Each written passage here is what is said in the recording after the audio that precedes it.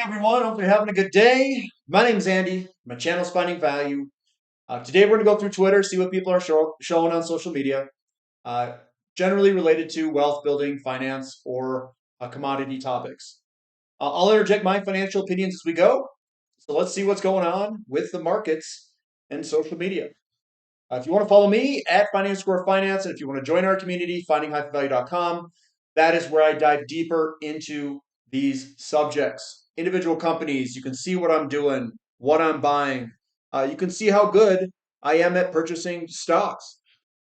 And we've got a 5 p.m. question and answer session coming up today at 5 p.m. Mountain Time. If you want to join that call, that we still have LEAP, LEAP as a discount coupon code if you would like to join. All right.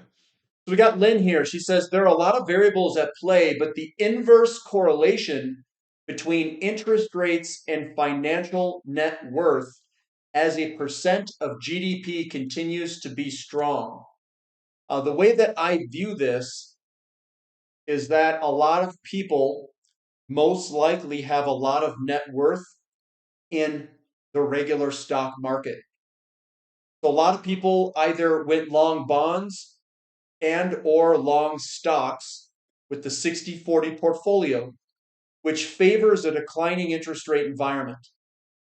That is why we're seeing the financial net worth as a percent of GDP continue to go up until we hit an increasing interest rate environment where it really yanked it down. That's that money rotation that I'm talking about that's going to come floating over into commodities and precious metals is because they're about to get hurt. Much like it was between 1960 and 1980 in an increasing interest rate environment back then, you could see that the net worth of a lot of individuals were declining as a percent of GDP. And it was decline, decline, decline. I think there's some other uh, or other charts that I have later on that also depict the rotation that is occurring. I think bad charts or North Star charts, whichever one, they have a real good visualization of what's going on and what I'm talking about in terms of the rotation of money between stocks and commodities, precious metals, and stuff like that. But generally, in that type of environment of an increasing interest rate environment, which I think we're in, um, the overall household's net worth will deteriorate going forward for a period of time. Dividology says, what's the worst financial advice you've ever received? Well, I think the worst financial advice, I think it really varies. I know a lot of people who are really into the 9 to 5, and that's all they know.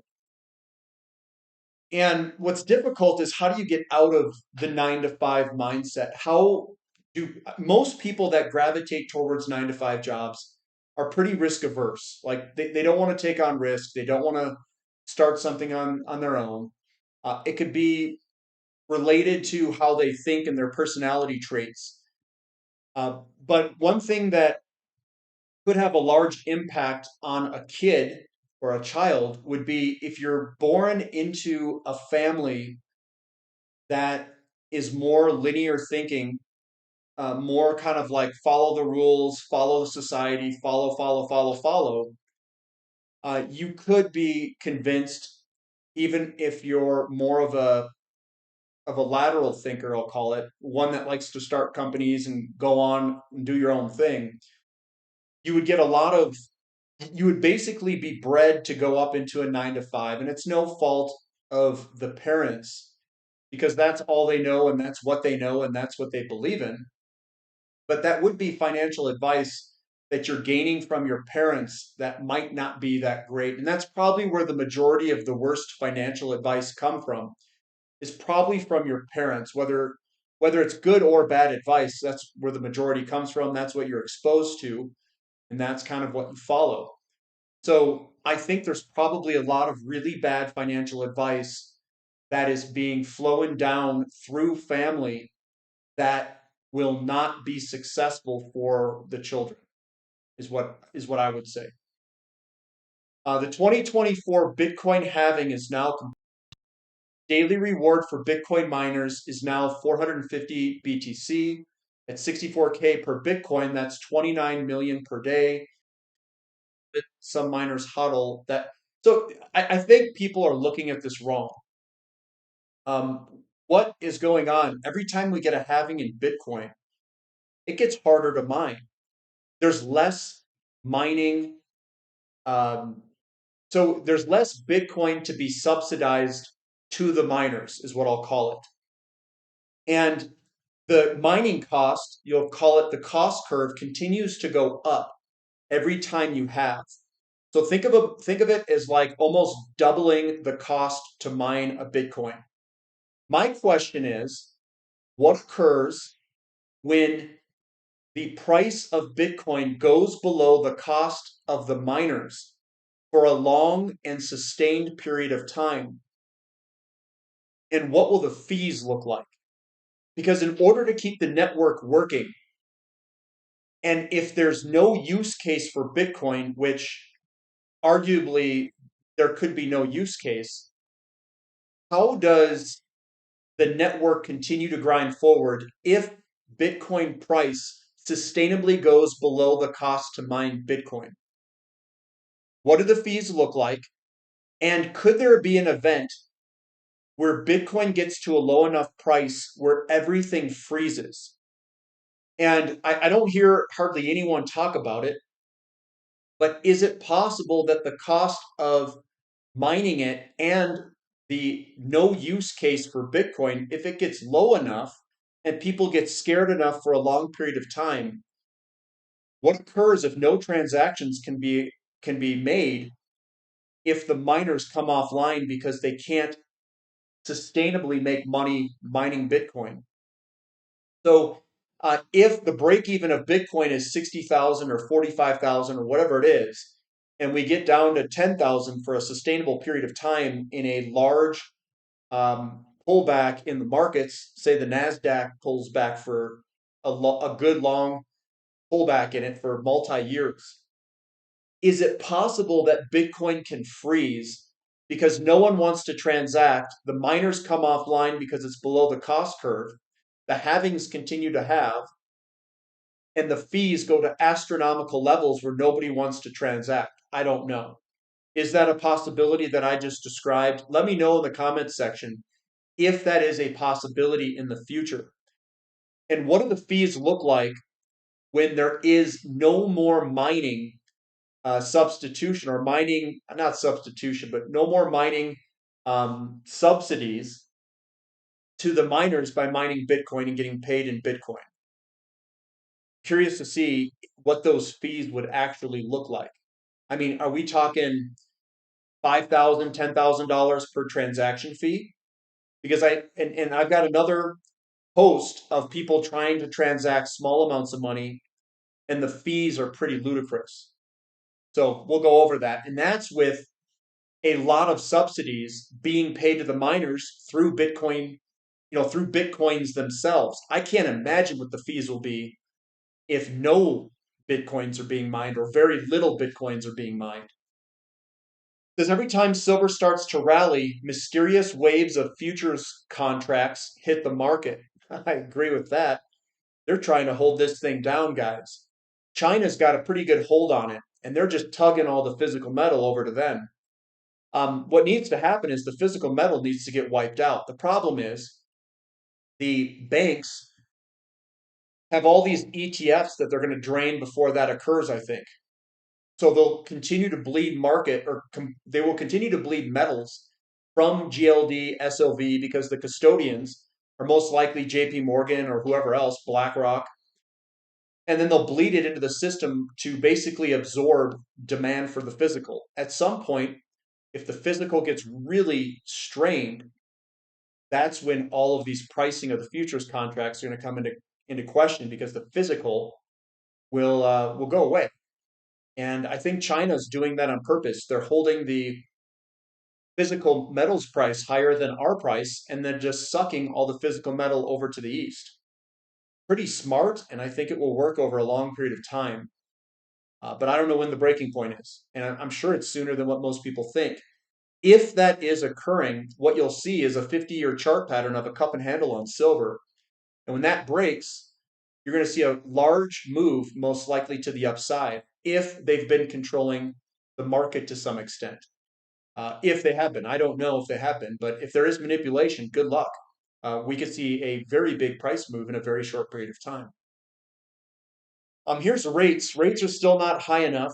Home price is still running up 4 or 5%. Need another 50 bips on the 10-year to get home prices to stop going up greater than 3%.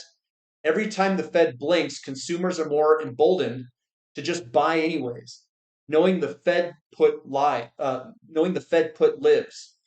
It must go away for lower consumer price index. So here is the median sales price. It is up almost 5% year over year. There's been people saying, oh, well, inventory's been going up a little bit. Okay, guys, this is the data here. It's up 5%. Home prices are up. Median sales price is up 5%. The median asking price is up 6.4% year over year, according to the data. Home buyer housing payments are up 10.6%, and pending sales are down minus 2%. So home prices are going up, and homes are scarce in the market, is what I'll say. Here's uranium miners. They did a 580% in its baby bull move, and it's still just getting started. The glorious commodities bull market will be the greatest opportunity in your lifetime to get out of the rat race. As said now for 4 years, do not miss it. So we've got this huge move, and I can tell you what the majority of retail investors are going to do and what they're going to say. When uranium miners pull back, they're not going to buy the pullback. They are going to wait for the price to move. They're going to start to see the price move. Their sentiment will change because the price moving will be a validation for them to get in.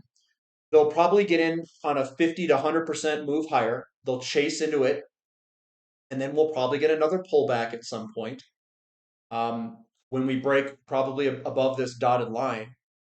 Everyone's going to get scared out. They're all going to be mad because uranium miners aren't going up. They're going to say it's not a bull market, blah, blah, blah, blah, blah. And then we'll get some gigantic move that occurs in 2, 3, 4, 5, 6 years where it goes up massively. And they won't be in it because they're going to chase it into it later, creating that big bull move. The easiest way to catch this bull market, in my opinion, is just to be in it and stay in it. Like, you don't need to try to time every stinking little market movement. And patience is required for these big bull markets in the beginning of the bull market because it takes a little bit of time for the momentum to gain steam. So what he says here is a very probable enormous reverse symmetry move. The real fireworks will start above the black line when capital from general equities really starts flowing into commodities. And we're going through what I think is probably a peak in the technology bubble. That's why Mark Zuckerberg, Jeff Bezos, all those guys, they all sold out. Of course, they did it all at the same time, almost like it was a coordinated move and they were told to sell out at that certain point. Kind of weird. But when this capital does leave the technology stocks and the bond market at the same time and start to find alternatives for the money, they're all going to chase into this stuff. And we'll have already been in there up maybe even 10 times your money from the bottom of 2020 or more. And then we'll put another 15x to it. That's what real money looks like. And making real money, where you're making many, many multiples on your money, requires patience. You don't lift 800-pound deadlifts or 600-pound deadlifts overnight. It takes time, it takes discipline, and it takes a lot of effort and willpower to stick with it. In investing, it's not quite that hard. It's a lot easier, but it requires a mindset and patience. It's easier that you don't have to put the willpower and the day-to-day grind of actually putting your body through pain. It's more of just the mental willpower and the discipline to stay the course and stick to the strategies. Here's nat gas data centers. So nat gas E&P earnings calls looking at data centers, while LNG exports, totally true, but both of them are going to hit at the same time here, guys. Huge opportunity in nat gas for electrical power generation. It's taking market share from coal. Nat gas is being put in place, and demand for electricity is skyrocketing. So now we are 100% exposed to weather through solar, wind, and now natural gas. Way to make a stable system. Great design. That's a really, really great design. Good job, humans, on that. The COT report shows a 1.13 billion ounce short position in silver. The US debt clock states that there is almost 400 paper contract ounces to one physical ounce. Does that mean 1 ounce of silver should be worth $11,000 per ounce? Bottom line, this silver squeeze will be epic. Yeah, guys, there's not much silver in this world. You can just buy a couple of ounces, and basically, if everyone in the world buys a couple ounces, there isn't enough. If just everyone in America bought 2 ounces, there isn't enough. I mean, if anyone buys anything, they can't have people with any money run at this stuff because it doesn't exist at the price that we're at. And what they do, in my opinion, is they hold the price of the metals and all commodities on the cost curve as long as they can hold it. And that's where I think we are going to transition in the future. I don't know the exact transition point, but soon, where a lot of these commodities are not going to be held on the cost curve. They're going to revert to demand destruction and go between demand destruction and cost curve, but live more on the demand destruction side like we saw in the 2000s. I think that's coming, and it's going to occur in oil. It's going to occur in some of these other, like copper and some of these other metals, maybe even gold and silver and some of these other ones. Demand destruction versus riding the cost curves. And that will come from scarcity of things. And we've been in an abundance riding the cost curve ever since, I would say, we found a lot of these minerals and started mining them. Unless we have some ridiculous technology renaissance with energy production, I don't see how that would stop the rotation from riding the cost curve to the demand destruction area for pricing. JP Morgan warns of need for reality check on phasing out fossil fuels.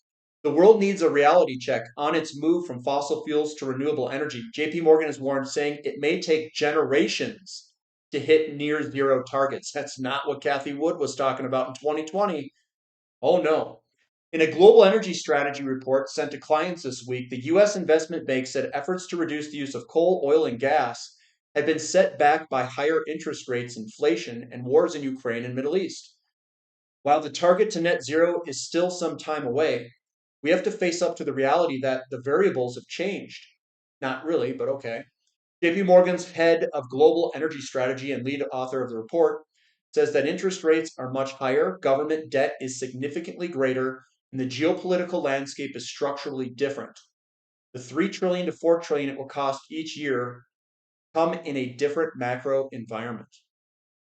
Well, at least he's got the macro environment right. I'm just going to say there's been no transition from high energy return on investment to low energy return on investment uh, in the history of mankind that has basically stood the test of time.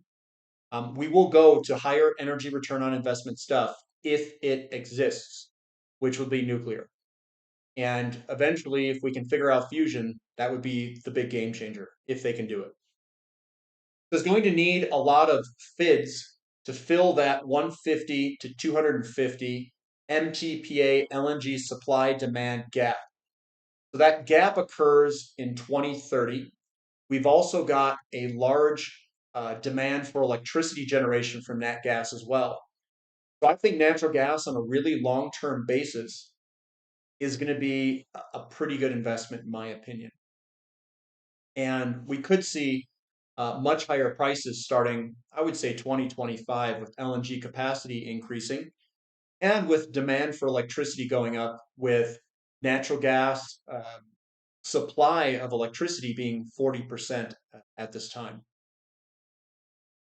It says, what's the best ETF money can buy? What I would say is the best returns that I have gotten is to create my own ETF, which gives me the best exposure to the things that I like, at the same time reducing my costs to hold it, which is essentially zero. So I can create my own ETF, select when to purchase my companies that I like, and create the ETF in the sectors that I want to be exposed to. And you can do that, in my opinion, doing it yourself with much less cost.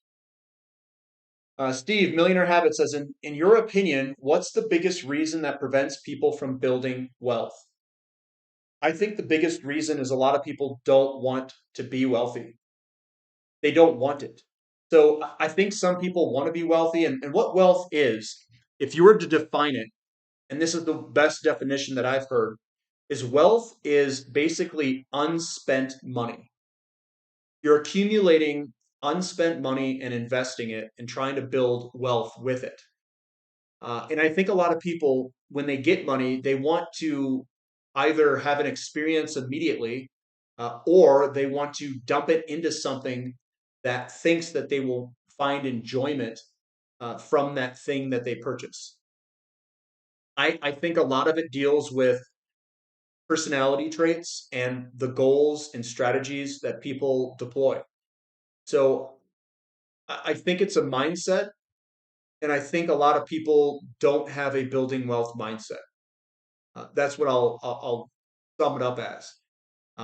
So that yeah, that's what I think there. Here's another one here. He says, my dad just received a pretty sizable bonus. I congratulated him and said he should treat himself to something nice and invest the rest. He immediately got defensive and said there were too many expenses this month, that he'd invest what's left over at the end of the month. I told him that's backwards. He should pay himself first because knowing him, that money will be gone before he knows it. He told me, you don't get it. And that's not realistic. He said, I'll understand when I have a house, kids, and more stuff. Love my dad, but he's the one who doesn't get it. And I wanted to put this right after the other one just to show you guys kind of the mindset that people have. Um, and this is two different mindsets, the dad and the younger kid, but I don't know their situation. I can't comment on their situation, but I do know that a lot of expenses have really gone up. Even on my end, the expenses continue to go up as kids eat more and more, and they do more things as they get older. You know, in their 10, 12 to 15-year-old range. So my expenses continue to go up, and that's understandable. I understand both of their viewpoints. Market breadth leads. Market breadth leads. Then the indexes follow, and then the journalists make up things to justify those price moves. Then investors who don't know any better believe what they're told. Then leads, then indexes follow, and the cycle keeps repeating. It's just how it works. You know, and I've heard people talk about the news. When you're buying stocks that are beat up at the bottom, there's going to be a lot of bad news. And then when the news changes to something that's good, and a lot of retail investors are in it, you know that you're close to a top. So JC is right. The market breadth does lead both up and down. And then the cycle just goes over and over and over. The cycles last about 10, 15 years, somewhere in that range. And then it cycles into something else, like commodities that we are entering, my opinion. Here's Netflix. We got a jumper. So we had a nice little support zone that broke to the downside. Absolute free fall from the cliffhangers, what he's got. Love it. Here's a chart I really do like, guys. I really like this chart that North Star posted. It says the great rotation appears to be getting underway. Stock markets may hold up, rally a while longer, but a 50% correction beginning this year is likely. He has it slowly, then all at once. So what this is this is the SPX priced in gold. And what we've got on the bottom here is a 7-year rate of change. And what we've got is we have a nice big move where the S&P 500 is outperforming gold. It squeezes up into a top. It loses its momentum. There's the momentum losing. And then we roll over.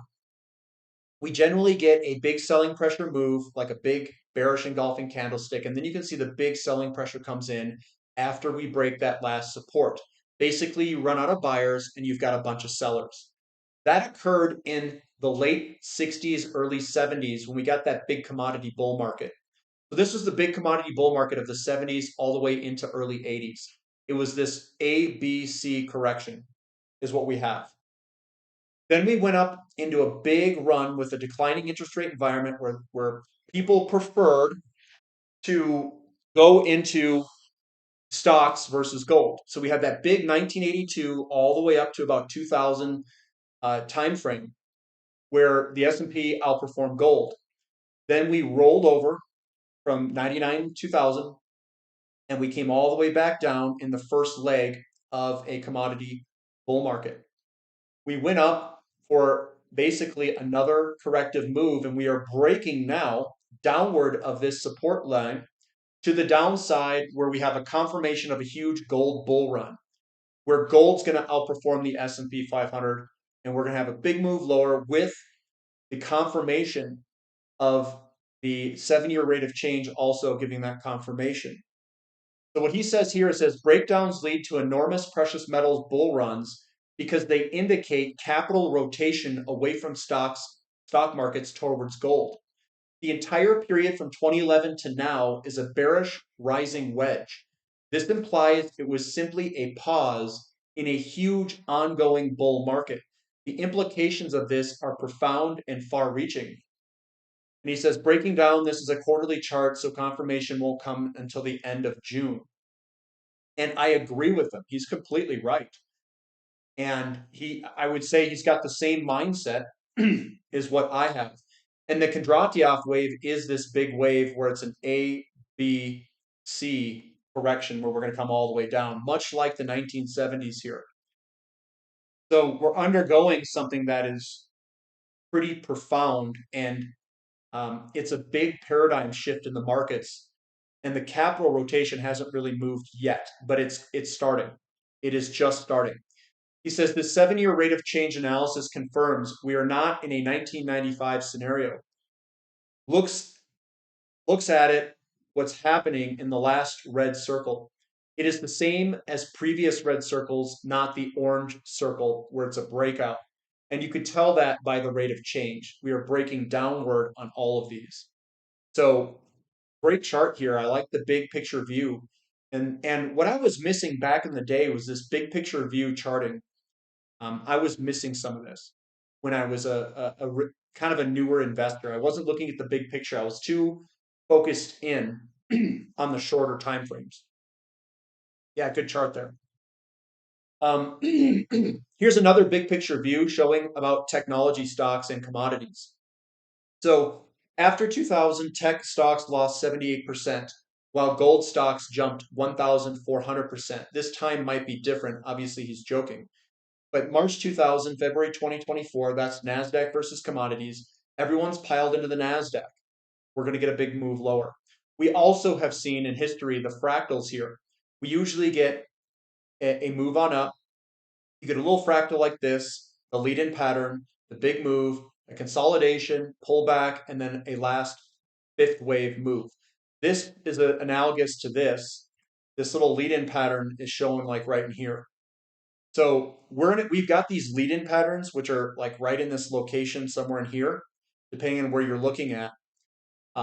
They are occurring in commodities right now, where commodities are just starting to come up like this right here. This is a double bottom. It's bottom 1 to bottom 2 with a line going across here.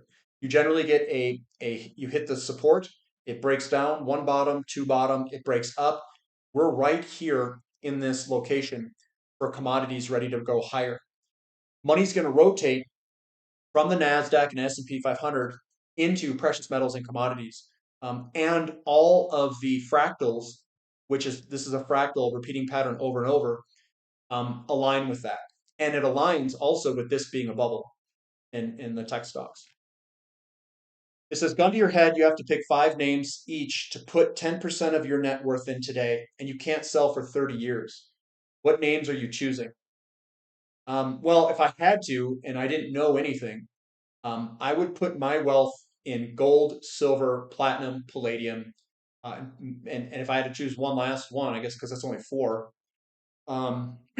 maybe rhodium or something. I don't know, but I would definitely choose palladium, platinum, silver, and gold.